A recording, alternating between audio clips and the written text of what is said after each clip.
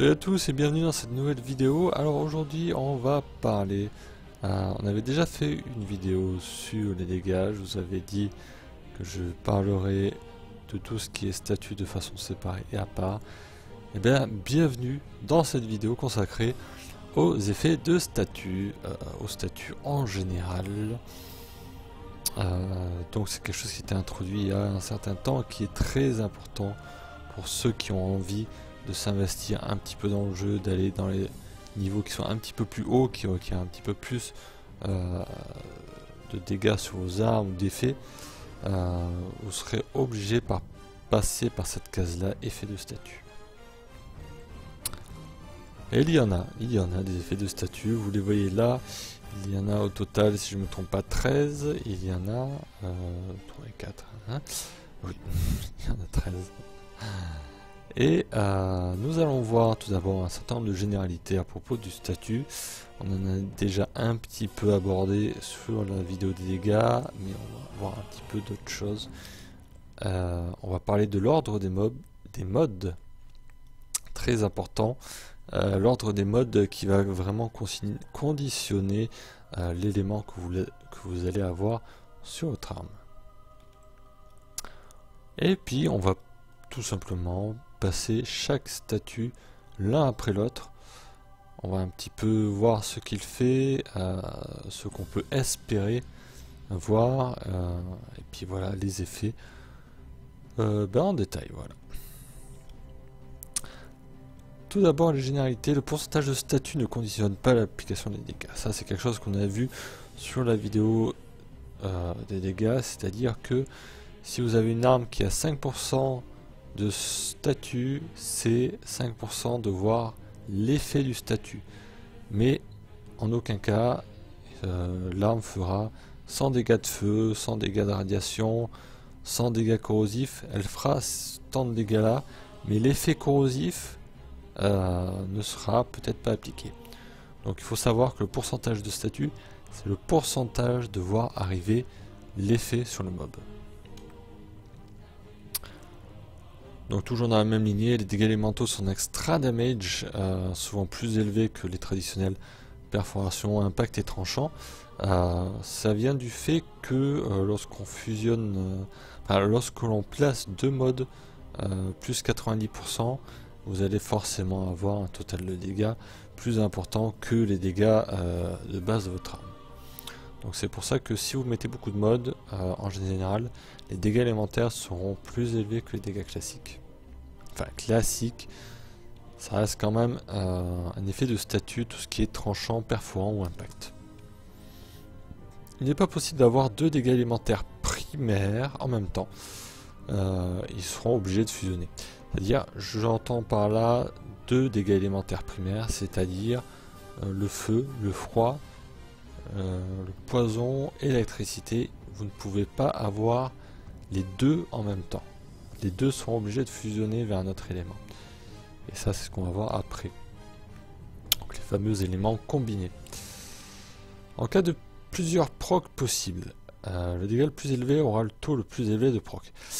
Vous commencez avec une arme, en général avec le Braton, vous allez voir, ou sinon c'est on va dire les trois quarts des armes sont constituées avec des dégâts d'impact, des dégâts de perforation et des dégâts tranchants.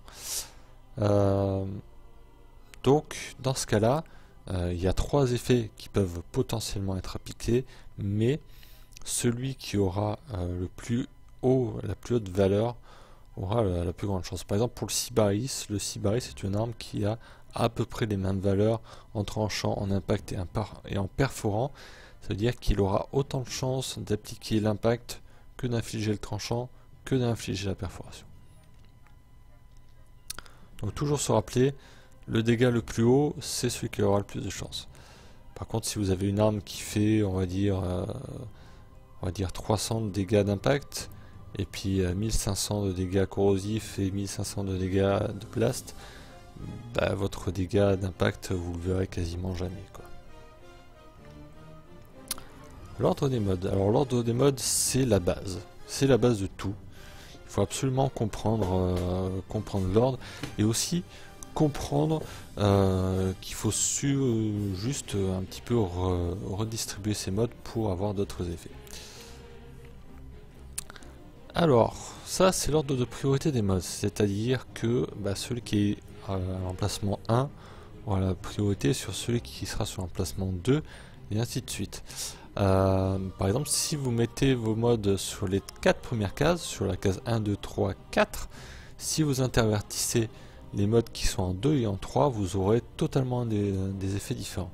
C'est pour ça que, bon, après c'est d'un point de vue pratique, mais en général on essaie de recouper sur une même ligne en fait les modes élémentaires. Après bon, si vous êtes à l'aise, moi ça m'arrive d'avoir un mode élémentaire sur la case 1 et puis un autre mode élémentaire sur la case 8. Bon, c'est comme ça. Donc voilà, donc si vous voulez avoir un autre élément, échangez de place vos modes élémentaires et vous pouvez voir assez facilement que ça change tout simplement d'effet en changeant l'ordre de vos modes. Alors les statuts, on y va, on va faire les 13 statuts un par un et on va commencer par notre fameux dégât d'impact qui est ici. Le dégât d'impact, tout simplement, il aura pour vocation d'étourdir la cible. Vous allez donc lui faire proc l'impact. Il n'y a pas d'icône particulière sous la barre de vie. Il faut savoir que la plupart des effets élémentaires, enfin des effets de statut, ont une petite icône. Là, dans le cas de l'impact, c'est juste visuel et puis un petit marteau qui apparaît à côté des dégâts. Ça veut dire que vous avez fait proc de l'impact. Donc la cible est étourdie, tout simplement, elle n'est plus en capacité d'utiliser son arme ou ses compétences pendant un très bref moment. Donc il faut savoir que c'est efficace contre les boucliers, c'est pas, tous les types de dégâts ne sont pas efficaces contre les mêmes choses, il y a quand même une certaine variété, et les dégâts d'impact sont justement là pour les boucliers. Le dégât de statut perforant. Alors le dégât perforant c'est autre chose, c'est beaucoup plus subtil et on ne le verra même pas sur cette vidéo là. Donc comment on le voit visuellement, c'est des espèces de petits pocs jaunes. La perforation, ça cause l'affaiblissement de la cible. Alors qu'est-ce qui est affaibli au juste? Eh bien c'est les dégâts de la cible en question. Donc 30% de dégâts infligés par cet ennemi là sur 6 secondes, et on a la chance que les dégâts de perforation sont efficaces contre les armures Grignir. Donc voilà, donc ici on a une barre, la barre de couleur jaune, c'est à dire que la cible possède une armure et donc on fait des dégâts bonus contre ce genre de choses.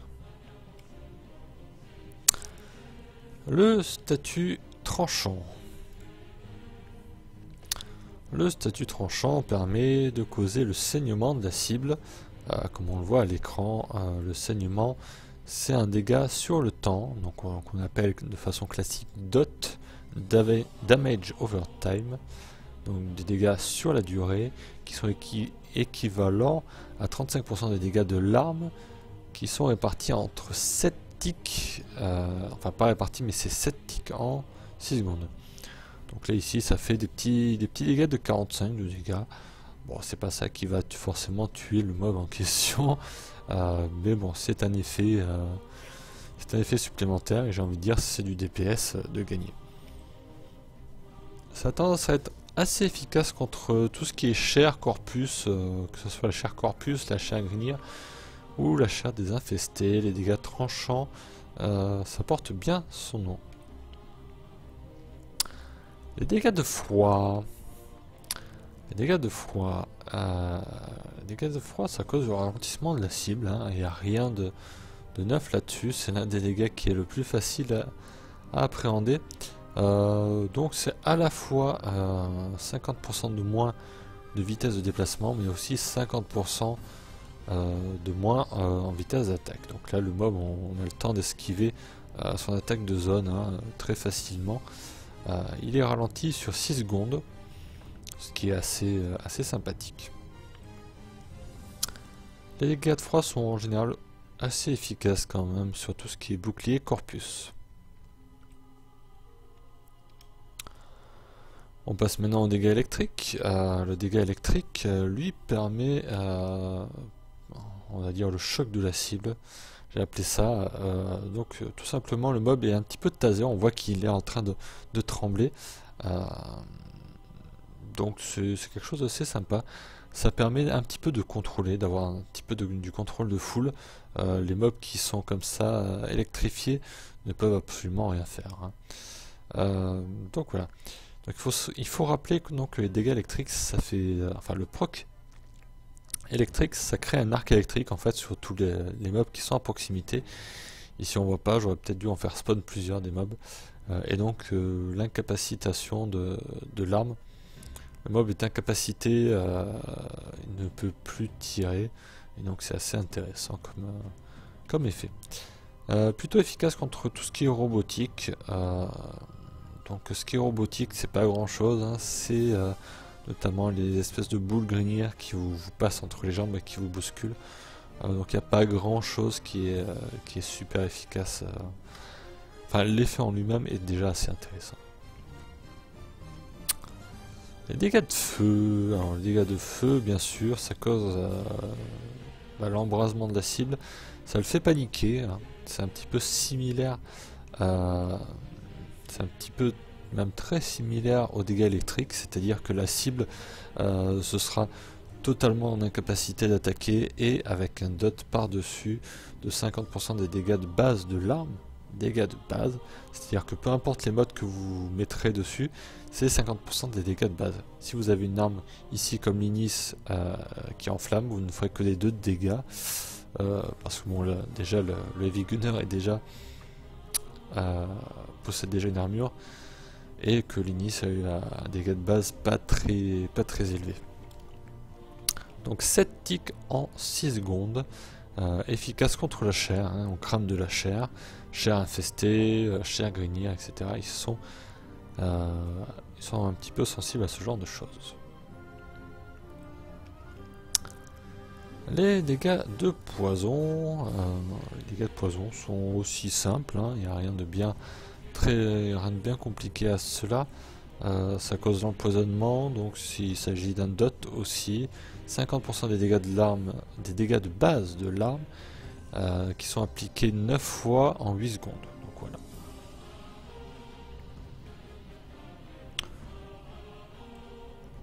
Alors la petite spécificité des dégâts de poison, c'est que ça passe à travers tout ce qui est bouclier, etc. Donc ça affecte directement les PV. Donc c'est plutôt pas mal. C'est efficace contre la chair corpus, bien sûr. Tout ce qui est viral, tranchant, feu, ça attaque directement la chair, si on peut dire. Les dégâts de type explosion.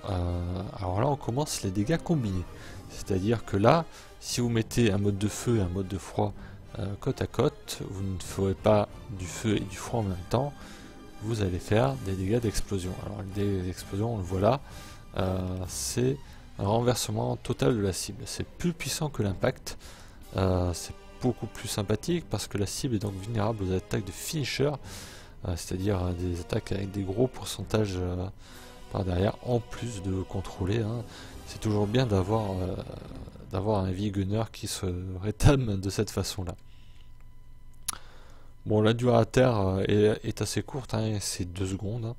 C'est pas terrible, mais c'est assez raisonnable comme contrôle. Et c'est très efficace contre les mobs de type mécanique, grenir ou tout ce qui est infesté.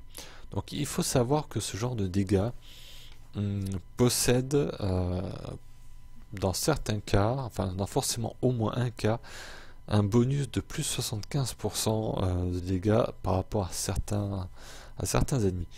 Ce qui est particulièrement intéressant. Vous ne pourrez pas trouver d'équivalent, vous ne pourrez pas faire plus de dégâts qu'avec des statuts combinés de cette façon. Le statut corrosif, que l'on fait avec de l'électrique et du poison, il est tout simple, hein. Visuellement on voit qu'il y a un petit peu un effet. Il n'y a pas d'icône d'ailleurs, je viens de le remarquer à l'instant, il n'y a pas d'icône corrosif, donc on est impossible, c'est impossible de savoir combien il y a de stacks. Donc ça cause la dégradation de la cible. Alors qu'est-ce qui est dégradé? C'est l'armure de la cible de 25% par cumul, c'est-à-dire que vous faire proc une fois, le Heavy Gunner va perdre 25%. Vous le faites proc une deuxième fois, ça va encore enlever 25% de l'ancien total, etc., etc. Ça dure 8 secondes, c'est assez long, c'est-à-dire le temps de mettre beaucoup de proc.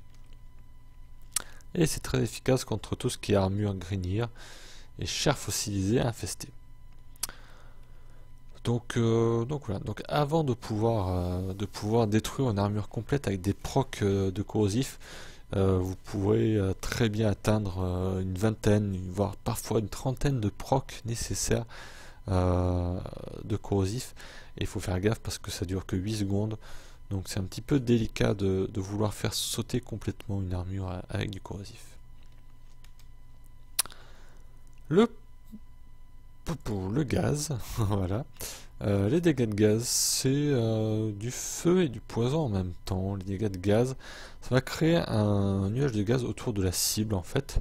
Donc là c'est typiquement ce que l'on voit sur la vidéo. Il suffit de tirer une fois et tous les mobs à côté sont sous l'état toxique. 50% de l'arme en AOE plus le dot de poison toxique, donc le poison qu'on a vu tout à l'heure. Donc voilà, c'est quelque chose qui est très efficace contre les infestés en particulier. Les dégâts magnétiques, c'est en combinant de l'électrique et du froid, vous pouvez faire du dégât magnétique et c'est assez visible sur la cible, hein, ça fait un petit peu des petites rayures dessus et ça cause la perturbation de la cible qui perd 75% de son bouclier. C'est quelque chose qui est cumulable, c'est quelque chose que l'on voit à l'écran dès le départ. On voit un grand flash, on voit qu'il y a une grande partie de la capacité de bouclier du Moa qui se fait complètement arracher dès le départ.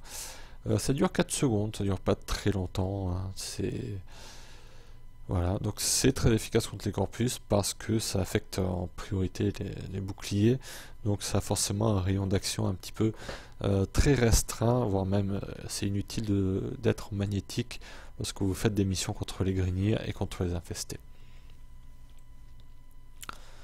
La radiation c'est du feu et de l'électrique en même temps. C'est l'un des effets que je préfère d'ailleurs, la radiation. Ça cause la confusion de la cible, alors pas de la cible même lui-même, ça cause aussi la confusion chez les autres ennemis. C'est-à-dire qu'ils seront victimes donc de tirs fraternels. C'est-à-dire que voilà, il y en a un qui se mettra à attaquer l'autre, l'autre ne le reconnaîtra pas. Et donc ça permet voilà, d'avoir un petit peu de contrôle de foule. Les mobs aussi ont une grosse perte de précision, comme on le voit sur la vidéo. Ils sont vraiment au corps à corps et on voit des balles qui atterrissent par terre. Des balles de Gorgone au corps à corps qui n'arrivent pas à leur cible. Ça dure 12 secondes, c'est l'effet qui est le plus long dans le jeu. La radiation dure 12 secondes. Et c'est efficace contre tout ce qui est armure Grignir. Les boss Grignir aussi sont très sensibles à ce genre de choses. Les bombardiers, les napalms sont sensibles à la radiation. Et on va terminer avec le viral. Le viral, c'est du froid et du poison en même temps. Le proc de viral, ça cause l'affaiblissement. Alors quel type d'affaiblissement? C'est des points de vie maximales. Donc on va le voir dès le début. Dès le premier tir, on voit un grand morceau de barre qui s'enlève juste à côté. C'est les 50% qu'on vient d'enlever grâce au proc de viral. Ça dure 6 secondes, ce n'est pas cumulable, c'est 50% point barre. Et c'est efficace contre tout ce qui est chair Grignir et chair corpus. Et je rajouterai même, c'est quelque chose qui est archi nécessaire lorsque vous faites des survies ou des défenses particulièrement longues. C'est très sympathique de pouvoir enlever la moitié de la vie de l'ennemi d'un seul coup et vous pourrez durer bien plus longtemps de cette façon là. En tout cas, merci à vous d'avoir suivi cette vidéo. N'hésitez pas à la commenter. N'hésitez pas à me suggérer d'autres choses pour les prochaines vidéos. Donc voilà, je suis friand de nouveaux sujets à développer sur mes vidéos. En attendant, prenez soin de vous, bonne soirée à vous et à très bientôt.